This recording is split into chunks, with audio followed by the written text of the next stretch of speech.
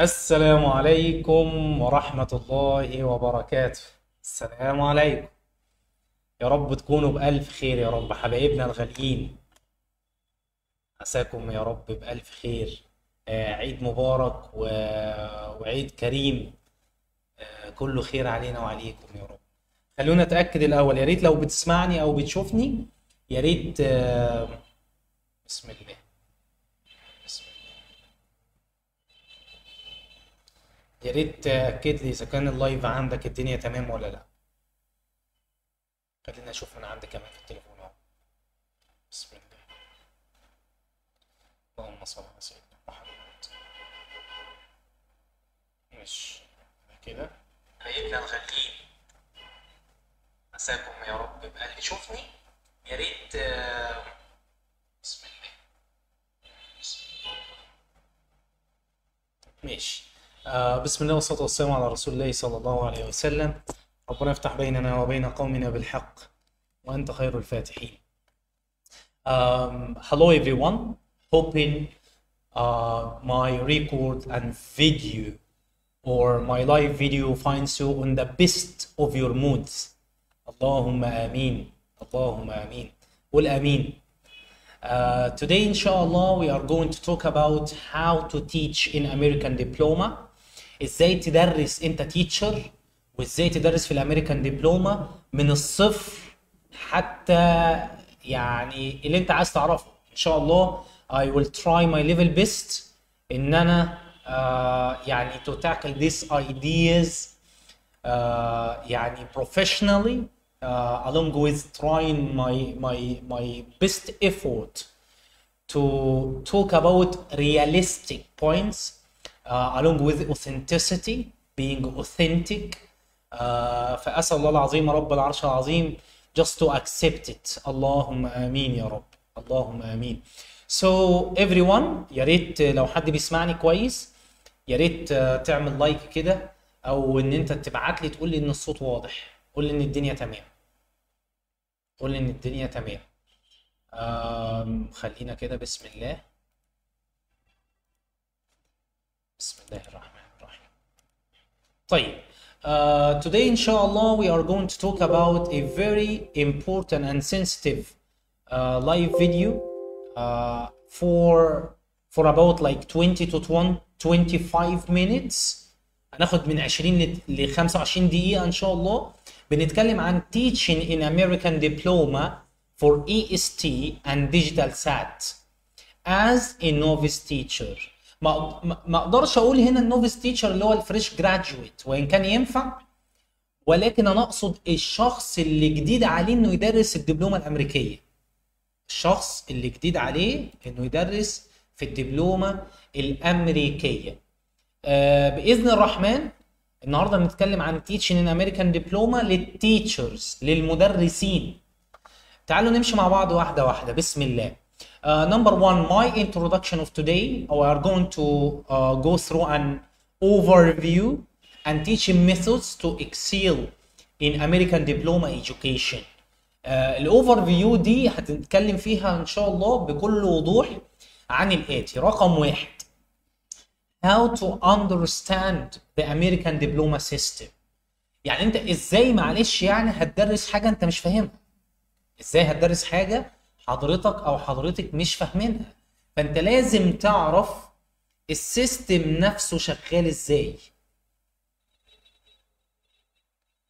ازاي السيستم شغال معاك، وازاي تعرف اكتر عن الامريكان دبلوما سيستم بحيث ان انت تبقى واعي مين بيعمل ايه، من فين يودي لفين. خلاص، تعالوا نمشي مع بعض واحده واحده. اول حاجه لازم تسال يا عم تشات جي بي تي في كل مكان دلوقتي. تسال جوجل تقول له what are the structures and requirements of the American diploma. شوف هيرد عليك هيقول لك ايه. شوف هيرد عليك هيقول لك ايه. هتلاقي الستراكشر والريكوايرمنتس، الحاجات المطلوبه ان انت تعرفها عن الامريكان دبلوما. طيب رقم اتنين، الكي ديفرنسز بين امريكان دبلوما اند اذر سيستمز. يعني ايه الفرق مثلا ما بينه وما بين الاي جي؟ ايه مثلا الفرق ما بين الامريكان دبلوما والاي بي؟ مثلا ايه الفرق ما بين الامريكان دبلوما وكذا؟ والثانويه العامه العاديه. فبرضه دي حاجه لازم تبحث عنها. انا جاي النهارده اديك ideas. I'm going to give you ideas and take your hand one by one and step by step ان انا اسالك questions. الكويشنز دي اوريدي حضرتك تكتبها، وبعد ما انا ما اخلص المفروض من حضرتك او حضرتك ان انت تروح تبحث عنها. لو انت عايز تدرس في الامريكان ديبلوما يبقى رقم واحد، السؤال رقم واحد النهارده اللي حضرتك او حضرتك هتبحث عنه، هتكتب كده what are the structure and requirements of the American diploma. ده السؤال رقم واحد، لازم تعرفه بوضوح. رقم اتنين الكي differences between American diploma والاذر systems. لازم تبقى عارف هو ايه الفرق ما بين البريتش والامريكان في الحته دي، هو ايه الفرق ما بين الاي جي والاي بي، ايه الفرق ما بين الاي جي والايست، ايه الفرق ما بين الادميشن والامبورتنس بتاع الايست والدي سات او الديجيتال سات. لازم تبقى عارف الاسئله دي قبل ما تحط رجليك في الموضوع، فاهمني؟ فلازم تبقى عارف الامبورتنس بتاع الاي اس تي اللي هو الامتحان اللي من وظايفه ان هو يدخلك جامعه جوه مصر، جوه مصر. وايه وظائف الديجيتال سات، الاستراكشر بتاعه، الادميشن بتاعه، وبيوديك فين، يعني بيوديك فين من الاخر كده. تمام؟ طيب من الحاجات برضو اللي لازم تعرفها يبقى رقم واحد احنا قلنا understanding the American diploma system، والسيستم ده مشتمل على 3 اسئله: structure و requirements, differences between American diploma and other systems, number 3 importance of East and digital SAT in university admissions.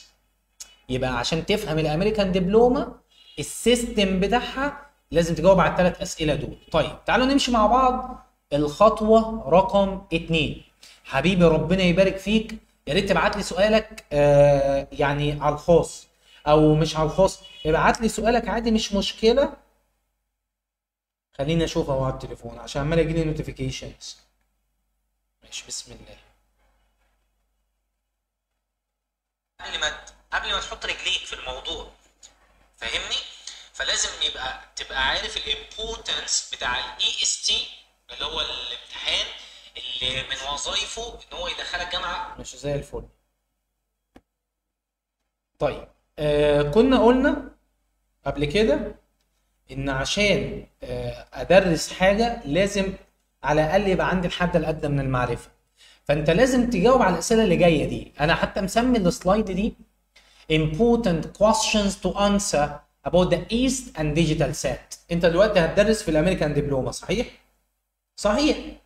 طيب يبقى حضرتك او حضرتك مطلوب منك او مطلوب منك ادرس حاجه، مطلوب منك ان انت تبقى عارفه او تبقى عارف ايه الفرق ما بين الايست والديجيتال سات، ايه الفرق ما بين الايست والاكت. لازم اعرف الحاجات دي يا جماعه، لازم اعرفهم. فهتسال نفسك الاسئله دي: وات از ايست؟ انت لازم تعرف ايه هو الايست ده اللي هو الانجليش اند ماث سيكشنز. ماشي؟ ايه هو شكله، ايه دنيته، فيها ايه، اجيب اختباراته منين. ولازم تسال نفسك برضو وات از ديجيتال سات، يعني ايه الفورمات بتاعه الجديد، ايه الاكسبكتيشنز بتاعته، ايه الايمز او الاوت كامز اللي المفروض الطالب يعرفها. رقم 3 لازم تبقى عارف الكومباريسون between the east and digital set. لازم، والا هتضيع العيال اللي معاك. المساله مش مساله ان انت ترص شويه عادات قدامك وبعد كده تلبسهم في حيطه، لا ده ضمير وشغل، فاهمني؟ طيب ايه تاني؟ معلش لحظه واحده، في حد بيقول لي الكاميرا. ماشي خلينا ماشي ادي الكاميرا اهي. ماشي زي الفل. فاحنا كنا قلنا يا جماعه في اسئله كده بديهيه لازم تعرفها عن الامريكان دبلومه كتيتشر كمدرس. رقم 1 ان انت تفهم يعني ايه سيستم، وعطيتك 3 اسئله. رقم 2 ان انت تجاوب على الامبورتنت كويشنز دي، الاسئله المهمه. رقم 1 وات از ايست، رقم اتنين، وات از ديجيتال سات اصلا؟ يعني معلش هتدرس حاجه انت مش عارفها ايه هي، مجرد هترص شويه حاجات كده وخلاص. رقم ثلاثة، الكومباريسون بتوين ذا ايست اند ديجيتال سات. انت دلوقتي جالك طالب ايست وفي نفس الوقت مشترك في الديجيتال سات عشان يلحق جامعه جوه وبره. تمام، بتحصل، انا عندي طلبه كده كتيره. فانت مطلوب من حضرتك او من حضرتك تبقى عارف الفرق ما بينهم، وايه الميجورز اللي ما بينهم، ايه الماينرز اللي ما بينهم، ايه الديفرنسز اللي ما بينهم، ايه السيميلاريتيز، التشابهات اللي ما بينهم، عشان تريح نفسك وتريح الناس. لا، اخر حاجه لازم تبقى عارف السكيل تيستد ان ايتش اكزام. الاكزام مثلا بتاع الايست ده بيناقش ايه بالظبط في الرايتنج، بيناقش ايه بالظبط في الريدنج. الديجيتال سات بيناقش ايه في الريدنج، طب الموديولز بتاعته ماشيه ازاي، طب البيرد باسجز بتاعته هل زي الايست في البيرد باسجز ولا لا، هل في البلوربنج والحاجات دي ولا مفيش، طب الوقت ماشي ازاي، طب ايه. لازم تبقى عارف الحاجات دي لو انت نويت ان انت تدرس الامريكان دبلومه. برضو في حاجات واجهتني انا ساعه ما بدات جديد ادرس الحاجات دي. صلى على الحبيب. التشالنجز فور نوفيس تيتشرز او الناس اللي بتدرس الامريكان دبلومه جديد بيلاقوا يعني او بيجدوا شويه تشالنجز كده. زي ايه؟ تعالى يا باشا كده، الادابتنج تو ديجيتال بيزد اسسمنت. بعض الناس هي واخده على الورقه والقلم كمدرس ثانويه عامه مثلا، فهو طول حياته بيتعامل مع ام ويز وار واي ان جي، فان هو ينقل يعمل شيفتنج لعقله ده مش سهل خالص، ده مش سهل. واحد متعود اصلا ان كل ما وروش غير الجرامر، يجي في الايست والحاجات دي لا في جرامر بس مش دايركت، فانت كده بتحطه في مأزق. تمام.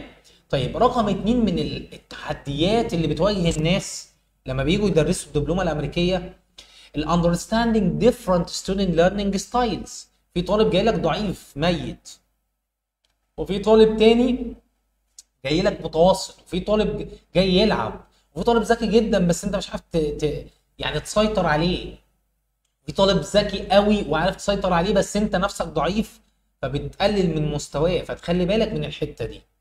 تمام.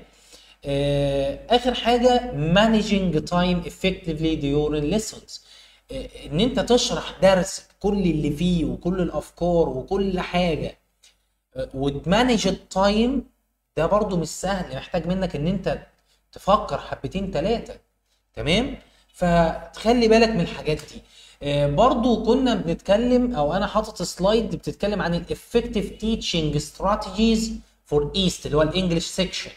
انا بما ان انا واحد بتاع انجليزي فهتكلم عن الانجليش.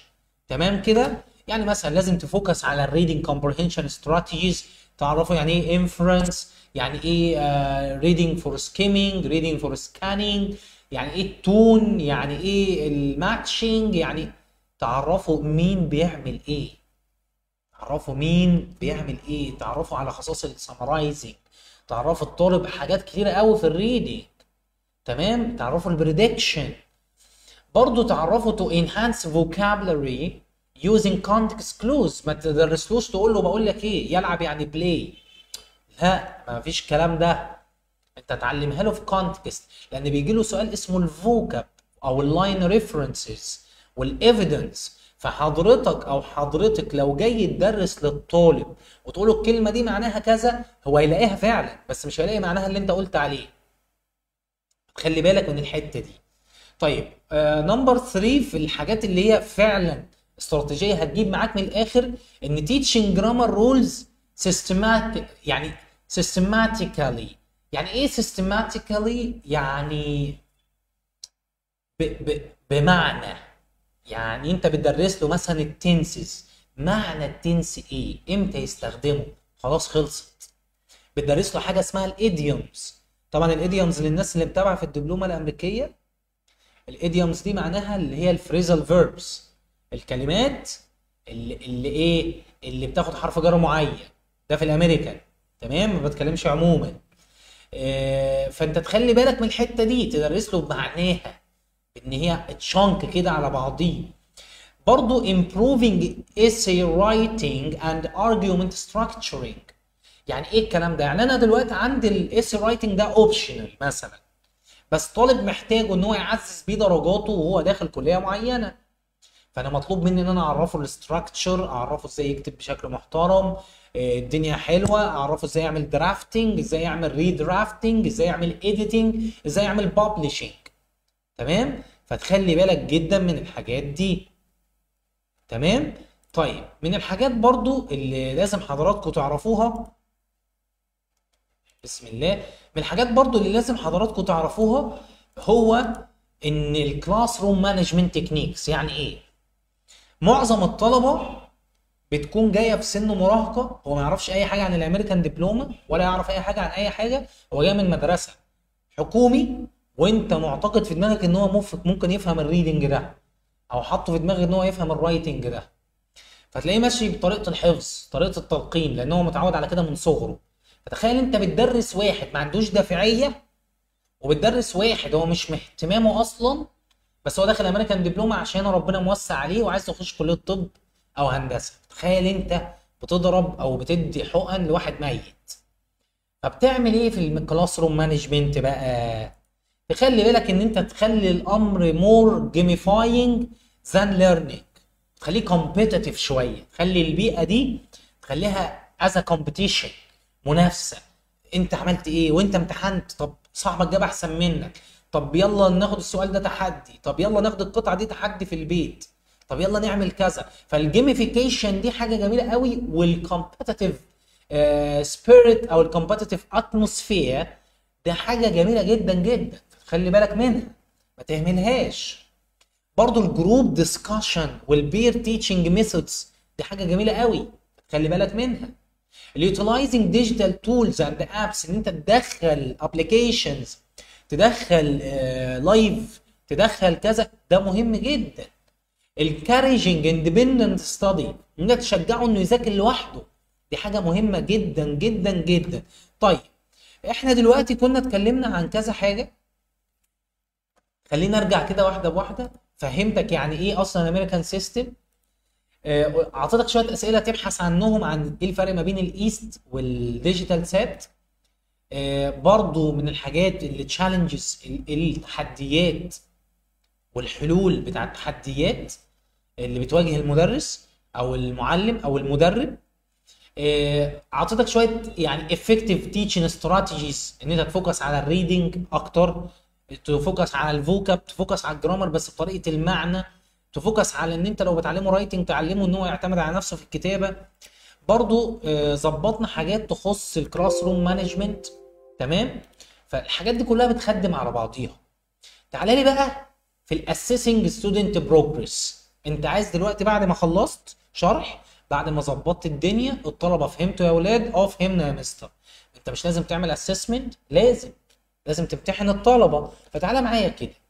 اول حاجه conducting regular formative assessments، لازم كل شويه تعمل formative assessment كل شويه formative assessment عشان يعرفك نقاط الضعف فين، المشكله فين، هو المشكله دي فين بالظبط. تمام؟ رقم 2 providing constructive feedback. ما ينفعش ان انت حضرتك تاخد الامتحان من الطالب وتقول له انت جايب انت الاول، ماشي، طب انت الاول وخلي بالك من كذا، ده صح. انت التاني عشان غلطت في كذا وكذا، انت غلطت 10 غلطات، انت غلطت 20 غلطه، المره الجايه عايزينهم 5، وهكذا. برضه من الاكزام كونديشنز ويز موك تيستس، لازم تهيئ للطالب وقت. يعني الطالب بيمتحن مثلا الرايتنج 35 دقيقه، لازم انت تديله 35 دقيقه. بيمتحن الريدنج في مثلا في 65 دقيقه، لازم تديله في الريدنج 65 دقيقه، عشان انت بتعمل له موكينج، تعمل له تخيلات للامتحان الحقيقي. تمام كده؟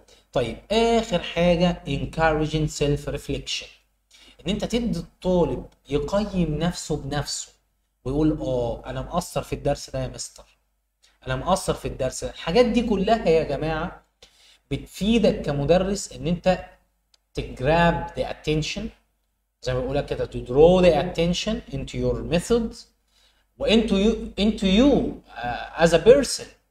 تمام. فبفضل الله لو انت نفذت الحاجات دي وفهمت اكتر عن السيستم وفهمت اكتر ازاي تحصل على الحاجات دي، هتلاقي الدنيا معاك زي الفل. قبل ما امشي واسيبكم، اي سؤال اي استفسار، لو عايز البرزنتيشن، لو عايز اي حاجه سيب كومنت. تاني حاجه عايز اعرفك ان احنا عاملين كورس مدته 4 ساعات فقط، بنعرفك ايه السكيلز اللي الطالب بيختبر فيها في الامريكان دبلومه، وبنعرفك ايضا ازاي تدرس كل سكيل فيهم، وبتكون لايف على برنامج زوم. سبحانك اللهم وبحمدك، اشهد ان لا اله الا انت، استغفرك اللهم واتوب اليك. Thank you so much everyone. يا ريت لو اي حاجه، مستر يوسف I need to reach C1.